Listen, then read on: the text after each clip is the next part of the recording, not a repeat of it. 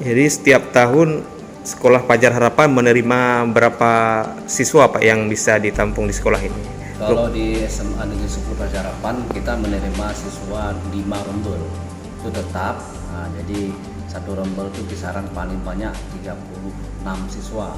Iya. Nah, itu memang aturan Kemendikbud seperti itu kan, kita nggak terima lebih. Jadi lebih kurang hampir 160 lah 160. kalau kita jumlah semua kan.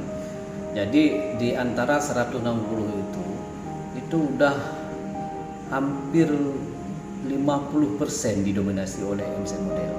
Alhamdulillah. Sisanya seluruh Aceh. Iya betul. Nah, seluruh Aceh. Jadi makanya saya katakan banyak. Jadi sisanya seluruh Aceh. Jadi tersebar semua dari Banda Aceh sampai Aceh Temiang sampai Semeru. Iya. Bahkan di sekolah-sekolah favorit-favorit yang ada di Banda Aceh juga kalah bersaing dengan MC Model. Kalau belum masuk Fajar Harapan. Iya. Ya banyak kita tahu sekolah-sekolah favorit lain di SMP jadi banyak. Jadi ini salah satu awal yang bagus ya kan.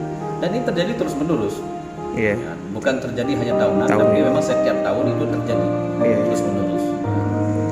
Ini kita salut dengan MC Model Banda Aceh.